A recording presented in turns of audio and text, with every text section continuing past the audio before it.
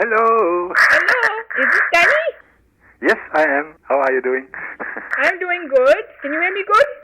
Oh, yeah, I hear you very well. That is good. And how are you doing today? Oh, it's okay. I don't feel too angry about the whole thing. I have always my ways to deal with this. Like such nice little poems that I mutated. Oh yes, that was very interesting. How is the weather? Oh, great. Oh, our team got German champion in handball today. That's a sport not known outside of Europe. It's played only in halls. Meanwhile, it was in the 60s. They played it on the normal soccer field, but they didn't encounter too much interest for that variation anymore after a while, and depending on the weather and that stuff, so they just played in a hall now. The goal is 2 meters times 2 meters, almost quadratic. So that's like 6.5 feet times 6.5 feet. And around the goal is a circle in a distance of 22 feet. Yeah. And attackers may not enter. They must throw from there, That's the restriction. And it's a quite hard sport, because tackling and that stuff. And of course, if you fall down on that wooden, you really burn yourself, Yes, yeah. And Kiel is one of the 2 best teams of the world. Only Barcelona competes with us. Is he hurting in like rugby and stuff like that? Oh, of course. We have rugby is even more common than American football here. Oh, I see. Kiel has an American football team, the Baltic Hurricanes, but they are rather a mild breeze and would sweet the late night comedy in America, I guess. But they have cheerleaders and all that stuff. It's quite funny though if you compare it to the professionals in the States. Oh, I see. Yes, we should be calling the American football handball because they never touch these things with their foot. Yeah. We call it when we want to tease, we call it American rugby because it's actually it comes from rugby. And you wouldn't imagine how good the French are in rugby. Oh, I see. It's very interesting.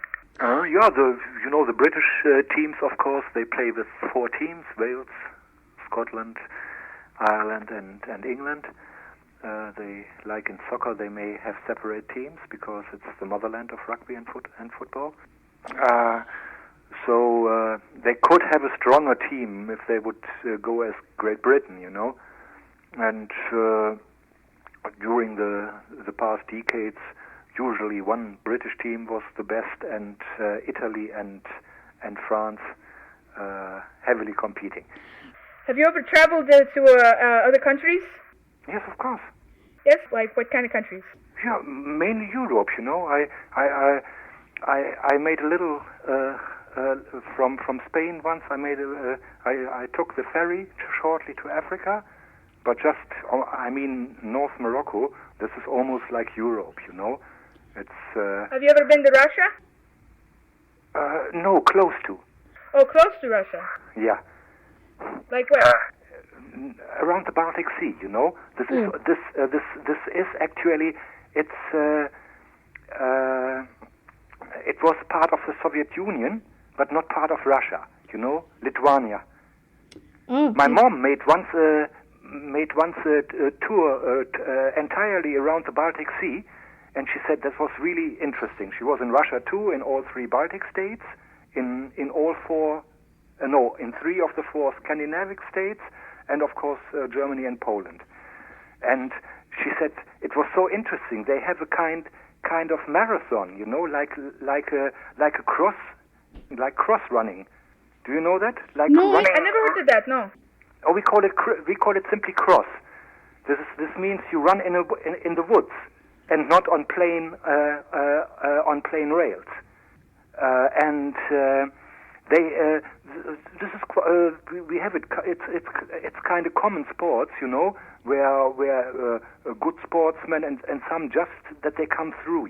They get a certificate. You mastered these 10 miles or something like that, and the time is not so decisive. But of course, we have really championships too, and in such events, the good ones. They start together, and then sometimes the last one arrive hours after the winners. It's for participating for the common people, and of course they have a master class in that too. And in Finland, they have a combination. You are searching for gold, and have to master a certain distance, and then per unit of gold that you find at certain washing places, you get time bonus. And that's totally interesting. I thought, come on, this is a joke. They don't find gold. And then they showed the winner, okay, those were just a few corns on his hand, but you know how heavy gold is, so that was for sure $30 or $40. And just during a cross run, that was really fascinating for me. I didn't know that this happens in Finland. I really want to participate in that. I'm okay. My endurance is on long distances is not that well anymore, I guess. I was always quite a good half miler, and never a sprinter or long distance runner. But half a mile and 1 mile, I belonged in my youth to the top. What other places have you been to, and what kind of stuff do they do there? What kind of sports in the country I visited are common, or what are you? Yes, that's correct. Yes. Oh, okay. Yeah, well, in France, of course, they have all the common European sports, like athletics and gymnastics and all that stuff. France is a very good soccer, is one of the world's best soccer teams at the moment. So they have the same mass sports like here in Germany almost. But they for instance, they play bowl and boccia, those games where you curling on ice. Boccia is like curling without ice. You have a little target bowl, and you have to place by rolling or by throwing your bowls closest possibly to the target bowl. Like American bowling? No, there you have to strike pins. Oh, yes, right. And there are only bowls, and one is placed as a target bowl as first. And then alternatingly, every team may throw bowls or roll bowls. Both is allowed, and it's usually played on sand or on grass. And then you have the little target bowl is maybe 1 inch in diameter, and the big bowls are about like a hand big, so they fit nicely into a hand. How do you win the game? When both teams have thrown or rolled all their bowls, the team which has one of its bowls closest to the target bowl gets the highest amount of points. Then the next one counts a little bit less, and I don't know how many bowls count, and it's a point system. Like with curling, In curling, in one set, just the team that has one closest to the center gets a point, and if it has the second curl 2 closer than any 4 curls, then it becomes somehow an extra ball. Then the set counts more, I see. What is the highest score that you can score? Oh, I don't know. I'm not sure. I don't play that. Yeah, that's why I try to answer your question. That's in France. It's very well liked. Here in the Rhineland, close to France, the Germans play too, and boccia is the Italian variation of it. I see. But it's some play it in the garden here, But I never got into the deepness of the score, There are I wouldn't know championships to happen here somewhere. But that's kind of special sports of France and Italy, you know, in these two variations, if you would ask me that. And of course, in the northern countries here, everything with skiing and that stuff. Yeah. We call it biathlon, where you have to run on ski, where you go skiing and have a gun. Oh. Yeah, it's like a hunter sport, you know, and never saw biathlon on the Olympics. I will put some music myself here. Oh, really? That's interesting. Make sure you play it nice and loud. Just a minute. I have to because my remote control goes via TV. And there we are. Okay, so I know what I'm doing. You go.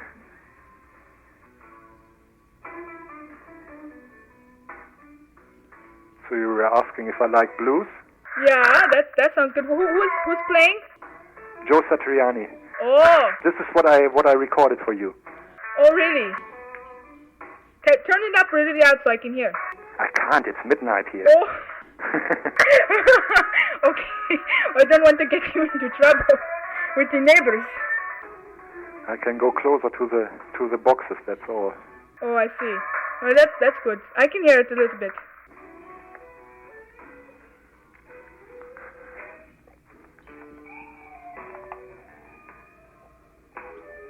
There we go. I can hear it now. Yeah, it's okay. Yeah, I can hear it. It sounds good.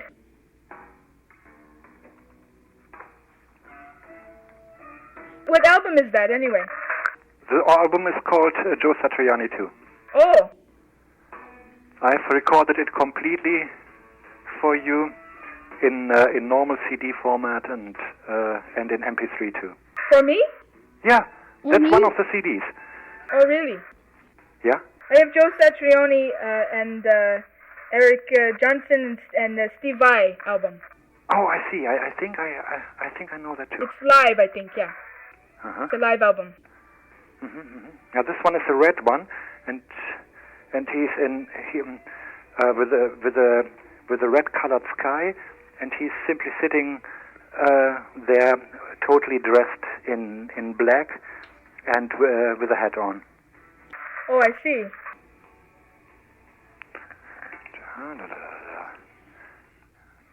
What do you think about Steve Vai? Oh, good. Yeah? Here, this is the whole range of Joe Satriani. Who is your favorite guitar player? Zappa. Yeah. What about Jimi Hendrix?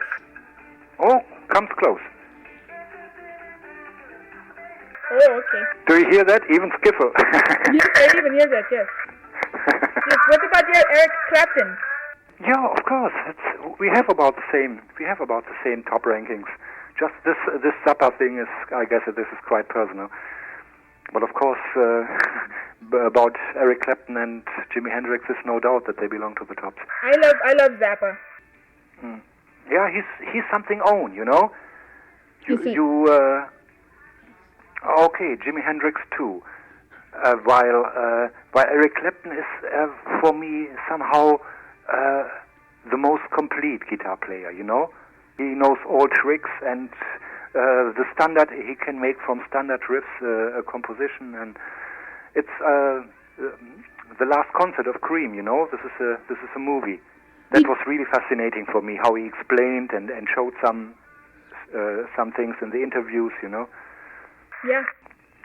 Did you know that Zappa was playing Jimmy's guitar on one of those tracks? Yeah, his son Dweezil, he was looking around under the stairs of the house, you know, and he found Jimi Hendrix's old guitar there, and Zappa played it. Did you hear about that? No, I haven't. Oh, Did you know that Prince once made the background vocals for Patti LaBelle? No, I did not know that. He seems to like her. I never heard that he made background vocals for somebody. Oh, that is very weird. Yeah.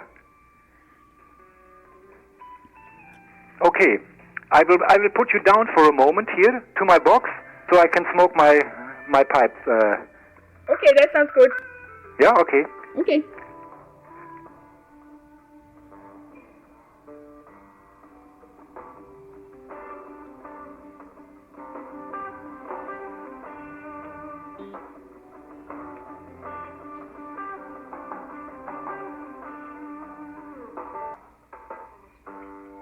Are you back yet? Yeah, I'm back. Okay. Are you feeling better now? Oh, you're a bit, huh? Yeah, that's good. I even quit smoking, so upset I got in review because I don't like it. You know it. I don't like smoke. Don't like to smoke when I'm not in a good mood. Just amplifies the bad vibes. I see. This is true. I hear that music. It sounds very good. Yeah, it's really it's a wide spectrum, and it's so pure guitar, you know.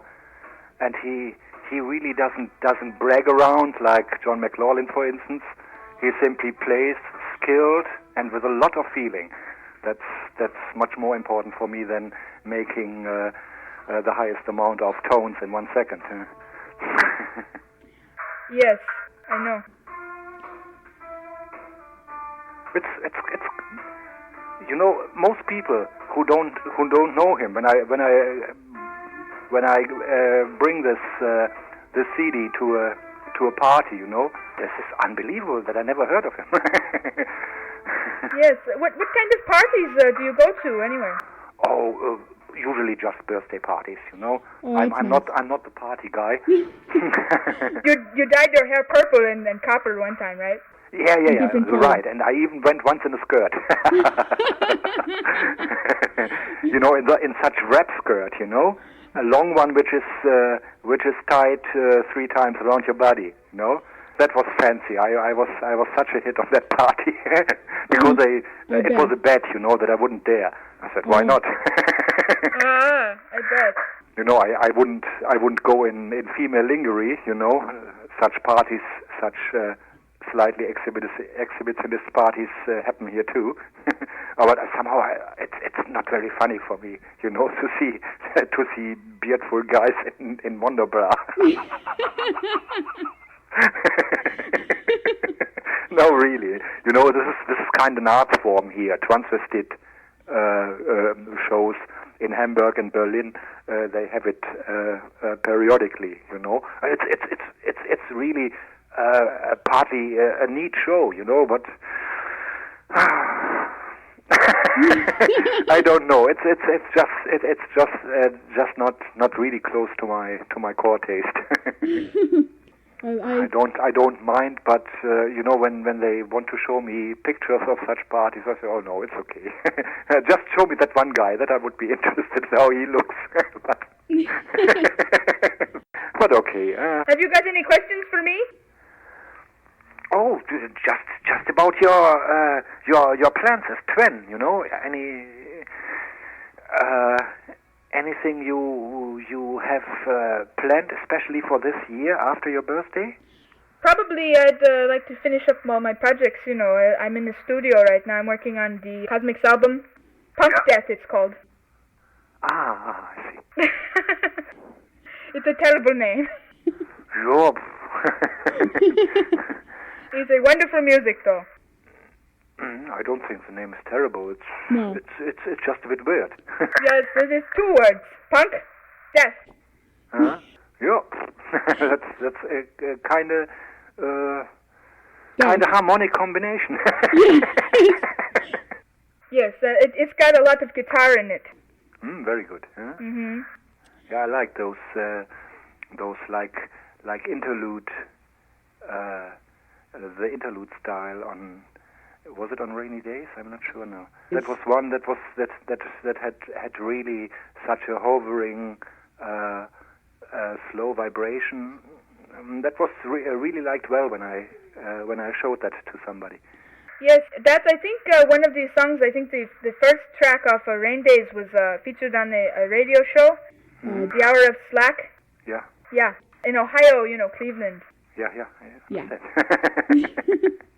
Yeah, a radio program. Piano Wars, too. And I told you about the Intrepid Traveler, right? Yeah. It's a CD single, and I'm going to send that to you too very soon. Mm-hmm. So you can hear that. It has lots of guitar. Yeah, I should really try to put that high on my timetable to send you. Finally, I'm really loosey on that with sending, and it was kind of demotivated, and then the visit over year end, you know, and then the first 2 months of this year I rather had a hard time from the mood and everything. I didn't let it out much. Didn't try to spare you out of that. So I didn't talk too much about it, but you might have sensed that. I'm going to try to send you some stuff very soon. Ah, yeah. Some CD, you know. Good. I'm looking forward. It's good to talk to you again.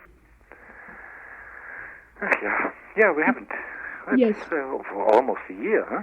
I remember at that time, you know, my friend, so you have talked to Lila. Oh. That's Layla. Layla, yeah. Yeah, it's rather my German pronunciation I that know. it comes to. I tried Layla. It's okay. But it still sounds darker when I say that. Well, you know, I like to pronounce your name like the mafia over here. You know about the mafia, right? You know the Italian mafia? Yeah. Like the mob, right? And you know how they pronounce your name? How? They would pronounce it like this. Hey, Danilo! Danilo, yeah. Hey, fucking Joey! He's fucking Danilo over there! He's a really great, he's a fucking kid! That's my mafia impression. Thank you very much. So, what else is new? Not much. The weather is very strange over here. It keeps getting really hot, you know? It's very hot, and the sun is very bright. The May was quite strange here too. It was very warm in the beginning, fairly much rain, but mainly at night, so it didn't disturb at all. But all farmers are happy, of course. And now on this weekend, you know, Friday was the record May Day for Germany since weather recording. And then the Saturday topped it right after. It was already partly in the 90s, I think. You know, even now, in the middle of the night, I looked at the thermometer. It was still 77. That's very cool compared to Arizona temperature. Yeah, here it's warm, you know. To be already uncomfortable. Yeah. It's quite wet due to the sea, you know. Quite humid. Yes. You know what, I'm going to play you some music now, okay? Just listen up, it's a little bit far away. Oh. Okay, here we go. Can you hear that? I hear it, yep.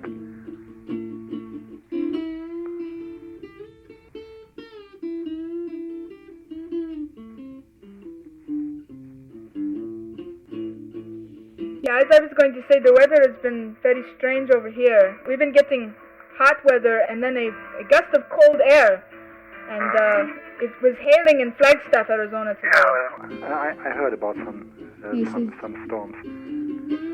Of course, I watch it.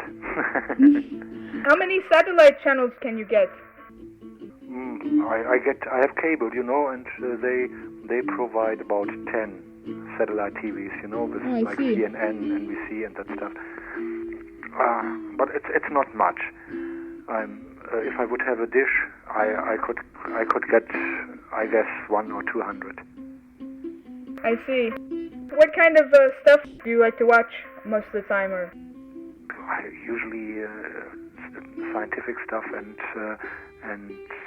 travel descriptions, and whenever they make these explorer journeys, you know, like on the traces of Odysseus, the Greek hero, when they try to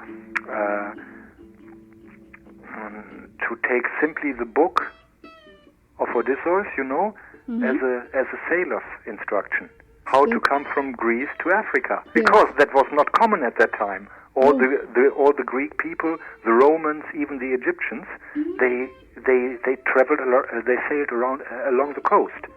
They didn't dare to go over open sea. only the Phoenicians. They were the only folks actually in ancient times that dared, you know. They came from the desert. They were used to orient after the stars, and for them it was no difference, a desert of water or a desert of sand, you know. They had no problems to orient. That's why they came to Spain quite fairly quick. And then they had this interesting way of trading, because they knew that all people are afraid of strangers. They simply got to a lonely beach where they explored before that there are some villages around. And then when the beach was lonely, they came on land and simply put their things freely there, and everybody could take them. But if they didn't put some balance for them, they never returned. And the people learned quite quick to put some money or some tradeware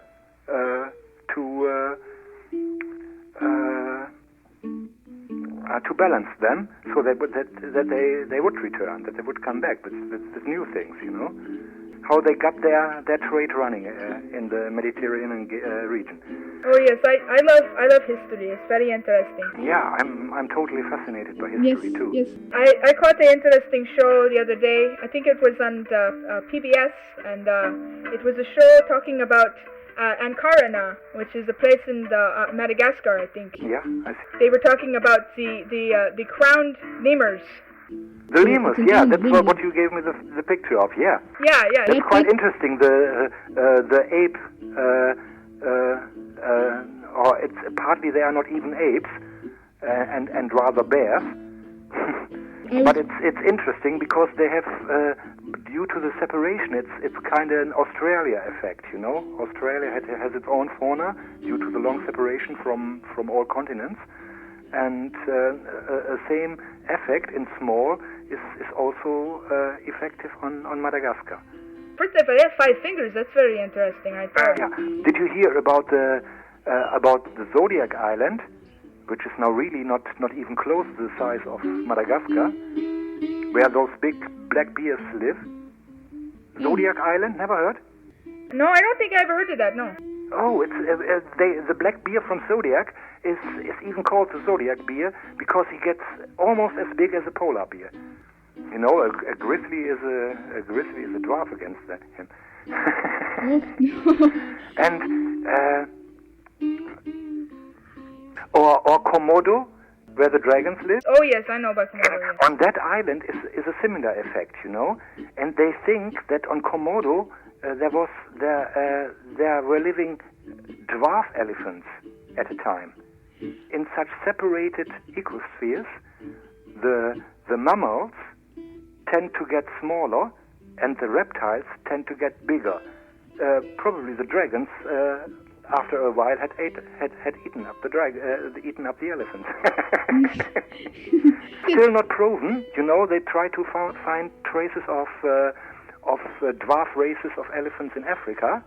The skeletons they found, it could be a baby elephant too, and it's simply not safe. Although all natives say yes, there in that region we have dwarf elephants, but they have never seen one.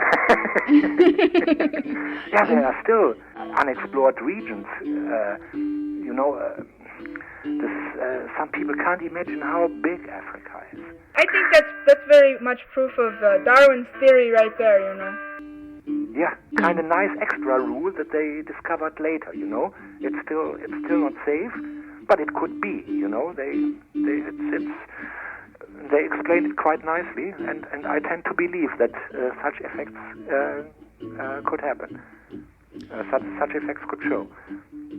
You know, I think they're trying right now. They're trying to say that, you know, the original Native Americans, they're from Europe, you know, like France, you know. Yeah. And they were originally thought to have come from Asia and things like that. I heard about that some new findings. It seems to be still quite indifferent, the proofs.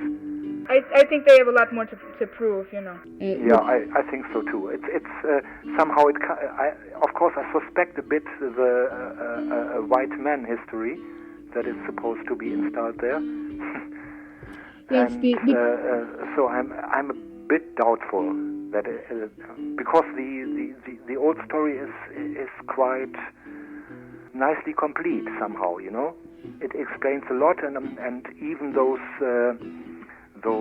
crystal founds they had, which actually the Native Americans couldn't have had at that time, but they already found fisher boats from China in South America, and it's very unlikely to survive that long. But the streamings enable you to come from China to South America. You would never come back at that time, you know.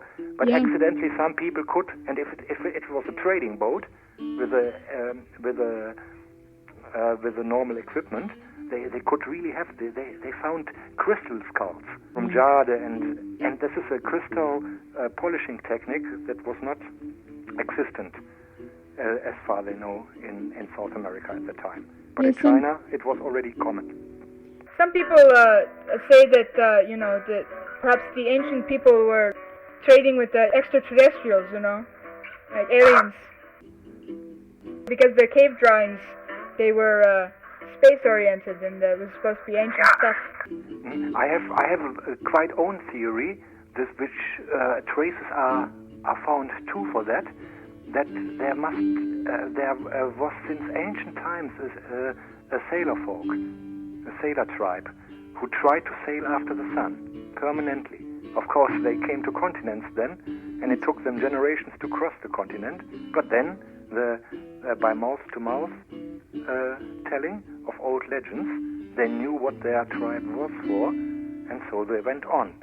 And there's really there are interesting crossings between cultures that don't fit. Yes. Especially in Malaysia, and there where you can sail between islands a lot, and there were already high cultures from Angkor and that stuff, you know, pre-Burma, and they had already palaces in very early times, and there some influences are shown. And you don't know with whom did they trade that. There must be some crossing with other cultures, but they can't track it down. And it would explain a lot, you know. How many generations would they have needed to cross America, or just to find a nice way to pass Africa if they came from farther east, you know. From where did they start, and so on. One of the biggest mysteries is Easter Island.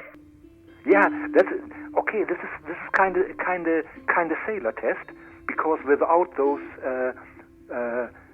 bottom swords, I don't know how they are called in English, you know, sailing ships. There are normal ships, you know, and then are some. They have like a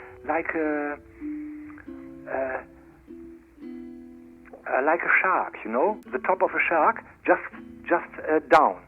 It's a stabilizer, and we call it a keel. This is how this this town is partly anchored, you know. These sailing boats, this fin, you know, this reversed fin down in the water, stabilizes the sailing board, and it enables you to cross against the wind. Without this fin, you can't cross against the wind. And you need to do that to get to the Eastern Island, you know. This is kind of proof that they had already, how we call it, keel boats. Did you know that detail? No, I didn't. That's very new to me. You know many things that I never heard of, about things that I already know. Yeah, it's sometimes just a little addition, you know, like a puzzle piece from a corner. You have almost the picture, and still you meet people who have a lost puzzle piece, where you thought, oh no, this is the sky, so this will most likely be a cloud, and then somebody gives you the lost puzzle piece, and there's an airplane on it. That's very true.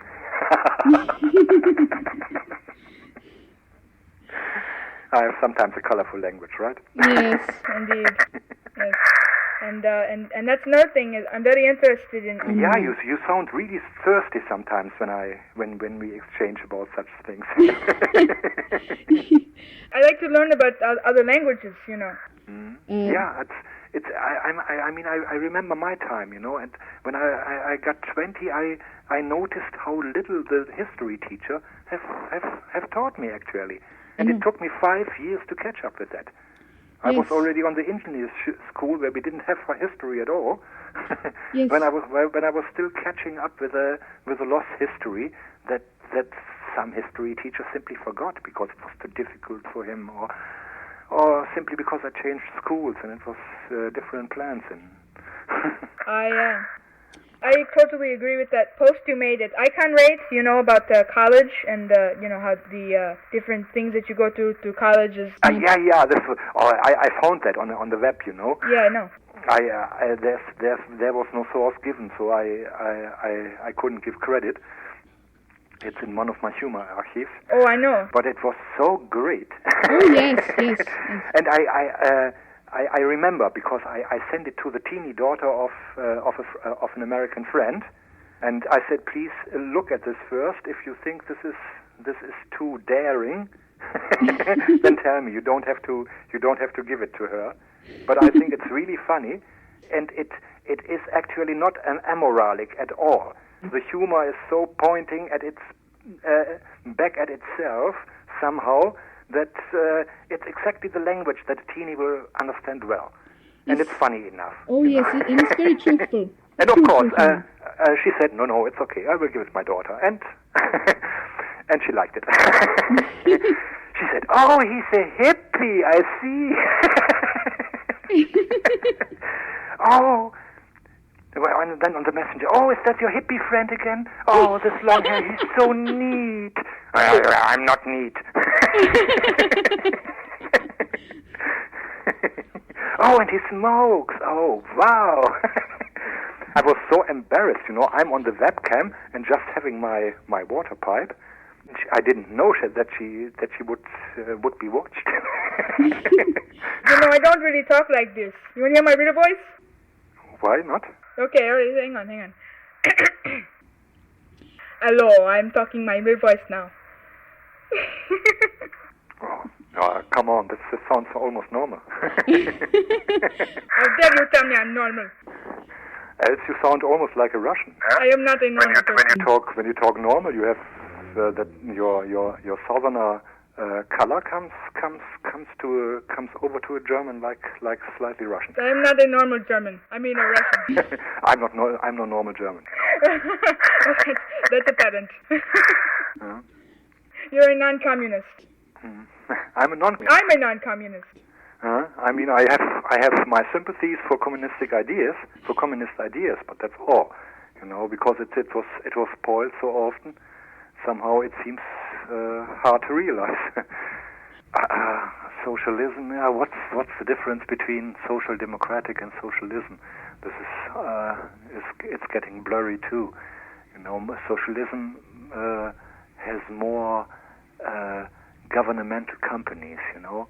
They would, for instance, if the country is good at car building, then the biggest car builder would be owned by the country.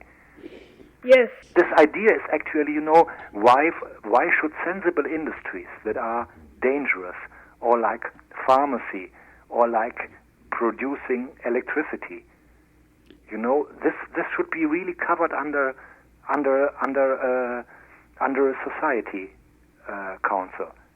So not so many resources are wasted, and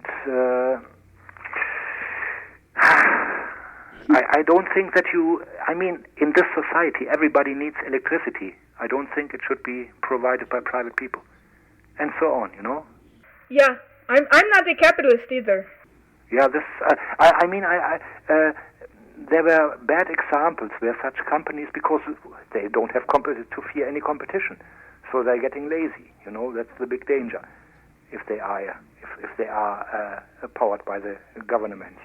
But still, the French car industry was socialist for decades and was still able to compete. So this is it worked already.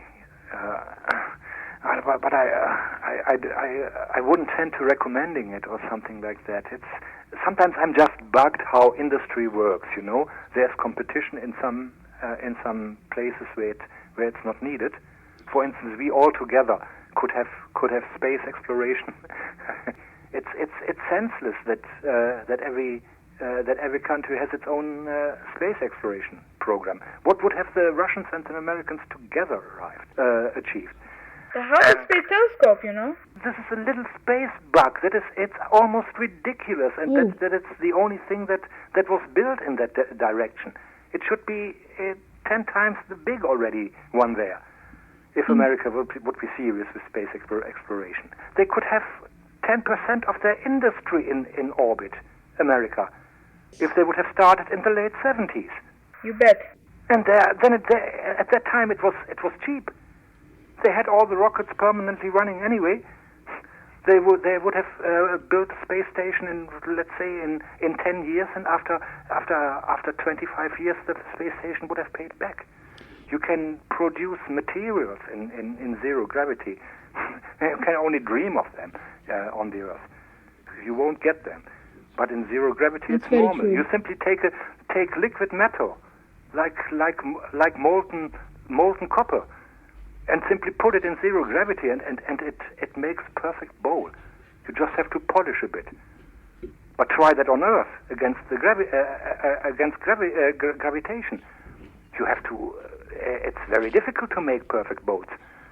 Yes, I can imagine. Yeah, all those stuff, or growing crystals, all this chip technology. I'm sure that the future of it is in space. Why don't we have chips, microchips already that have microchips are produced by photo processes. They really put masks on it and and light, and then like with acid, they can take out gaps and even little gears and all that stuff they are able to produce with their techniques. And so it's photomechanic, to produce them. I have to interrupt for a minute because I have to tell you I only have about 12 minutes left before I have to go. Oh, okay. Just but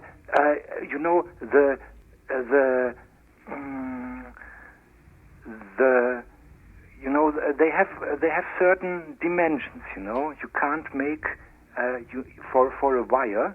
You need a certain width. I see.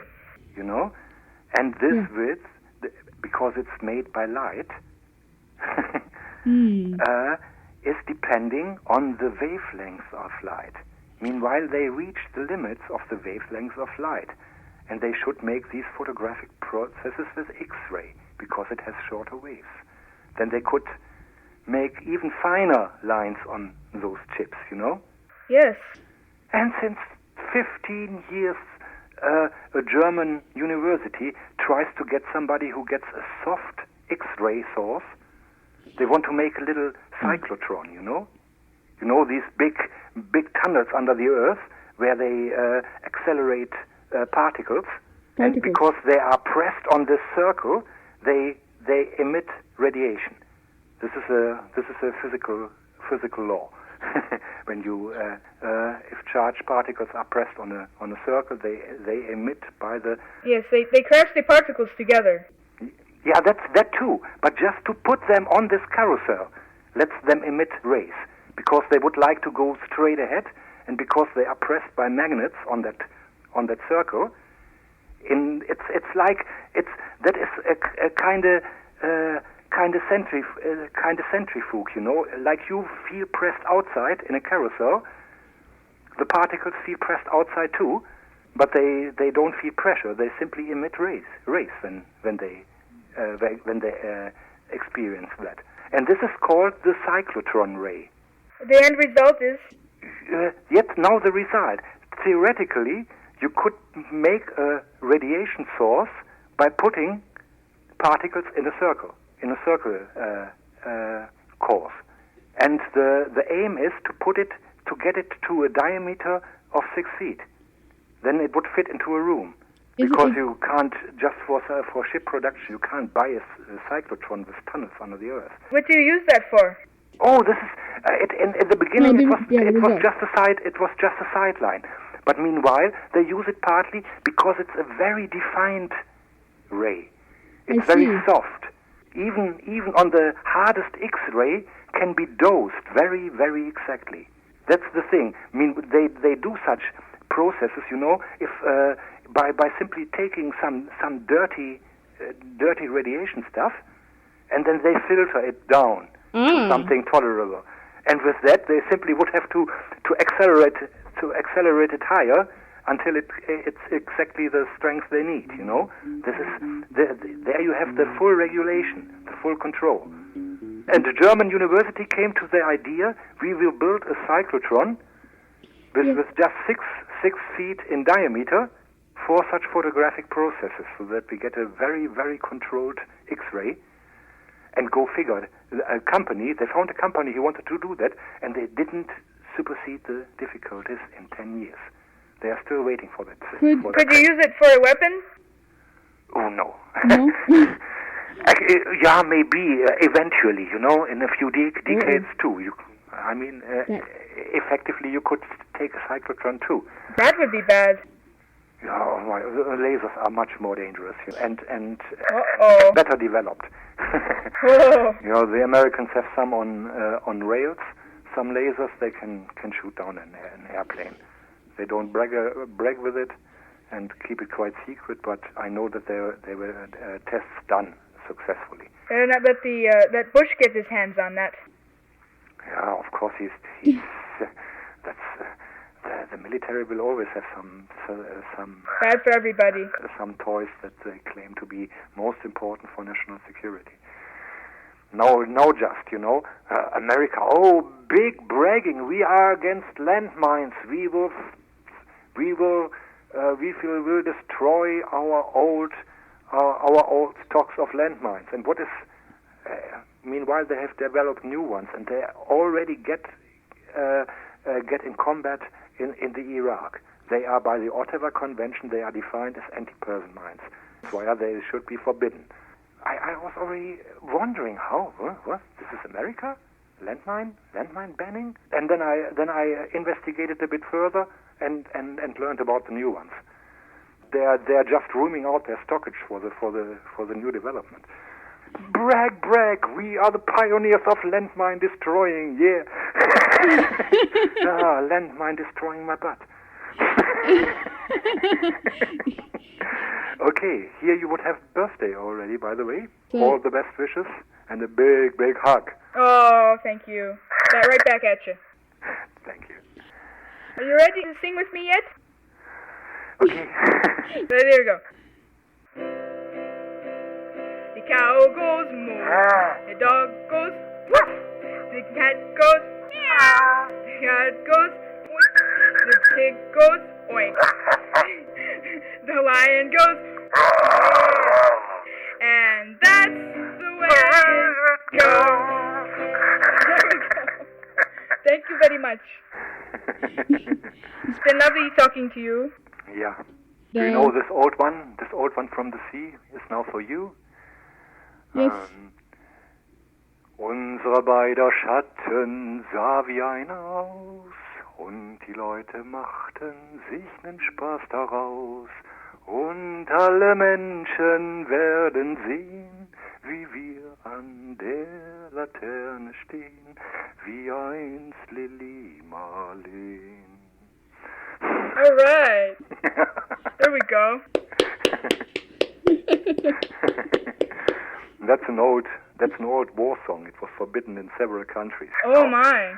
But actually, soldiers of all parties loved it because it's about a soldier who knows that his girl is waiting under a lantern in the home country. Oh, that's a nice thought. Yeah, somehow yes. Well, we will have Oh wow, to... we talked much over an hour. Yes. Don't worry, we'll keep going afterwards. Very enjoyable. Very, very comforting thought, yeah. Yes, very enjoyable. Okay, bye for now. Yes, I had a good time.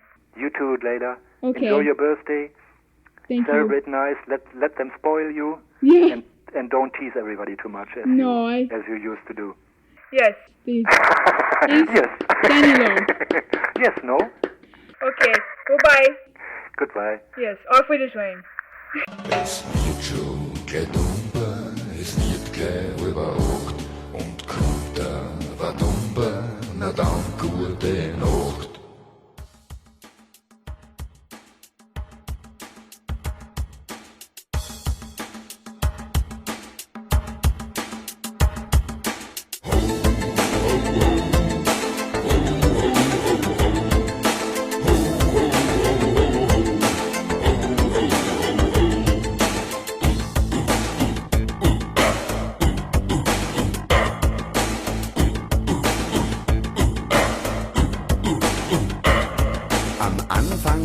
Der Mensch am Baum, doch verändert hat er sich seit damals kaum. Er geht zwar aufrecht und er fliegt ins All, doch er ist noch immer in Neandertal. Der Mensch von heute, der Telefaxt, sein Opel Manta ist frisch gewachst. Doch gibt es irgendwo ein Problem, benimmt er sich wie ehedem. Im prähistorischen Rachewahn schreit er Auge um Auge und Zahn um Zahn. Und bist du nicht willig, dann gibt es Krawall und schon sind wir wieder in Neandertal. Willkommen in Neandertal, willkommen, willkommen, willkommen in Neandertal. Der Yeti haut den Rübezahl.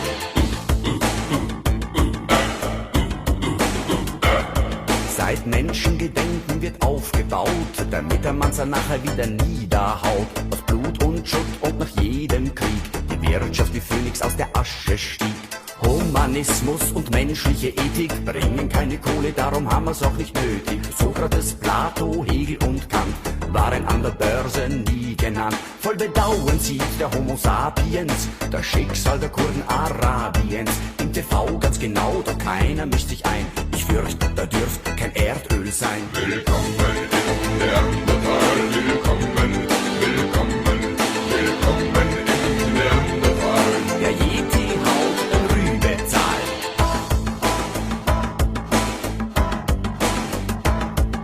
Schau da drin im Fernsehen, da liegt ein kleines Kind. Schau den Föhn die Fussern, geh schalt und mach geschwind. Das kann sich keiner anschauen, weil's Essen immer schmeckt. Und Spenden, das hat auch keinen Zweck, weil's sowieso verreckt. Willkommen in Neandertal, willkommen, willkommen, willkommen in Neandertal. Der Yeti haut ihn noch einmal.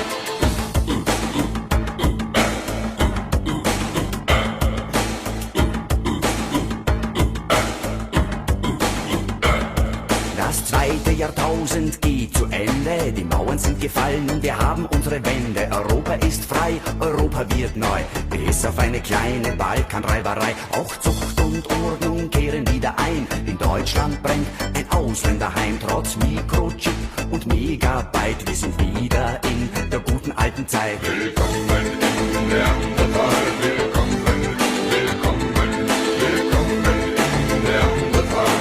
Wo ich mir einen auf die Rübe knall. Willkommen in Neandertal, willkommen, willkommen, willkommen in Neandertal. Es sei denn, du bist in der Überzahl. Willkommen in Neandertal, willkommen,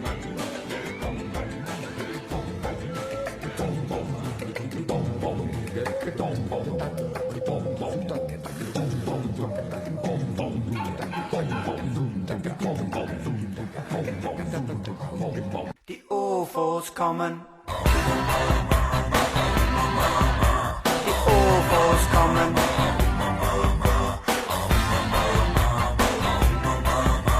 Die UFOs kommen. Ich fuhr wie ein Zombie mit den Firmenkombi nach der Arbeit in mein Stammlokal. Außer Barmann quasi Modo sah ich nur Bacardi Bodo, der vom Hocker rutschte wie ein kranker Aal. Ich rief, komm her, du Lümmel, gib mir einen Kümmel, aber rasch, sonst wird hier umgebaut. Und bei jedem Aquavit machte ich einen Ausfallschritt, bis ich schwerelos war wie ein Astronaut. Nach dem 10. Harakiri kam das drehmendste Lire und ich sah lauter UFOs am Plafond. Ja, das war der Krieg der Sterne, da sah ich aus der Ferne das Mädchen aus der anderen Dimension. Sie war nicht von dieser Welt, das hab ich ja festgestellt, und mit jedem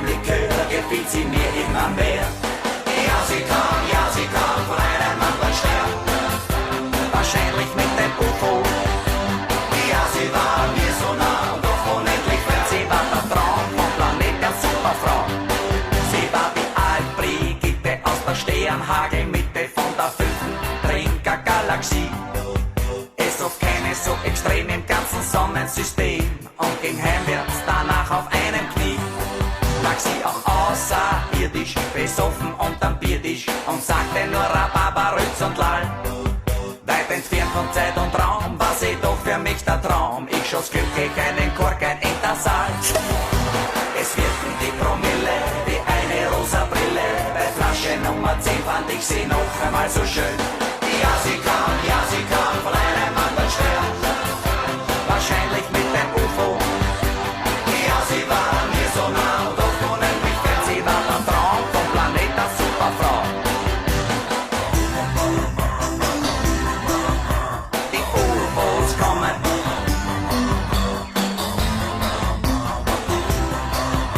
Zu spät, jetzt sind sie da. Ich rannte gegen die Laterne, sah schon wieder Sterne an der Hand, mein Schönheitsideal. Und fiel wie ein Meteor erdwärts auf mein rechtes Ohr. Und dann küsste ich den Deckel vom Kanal. Mit einem Ohr wie Mr. Spock und kaputtem Ausgeruch fuhr mein Raumschiff ich im ersten Gang nach Haus, um mir noch einen einzubeamen und ein Liebhaber zu mimen. Doch schon vorher gingen alle Lichter aus. Ich wachte auf am Tag danach in meinen Schlafgemach. Da lag du liebe Zeit statt meiner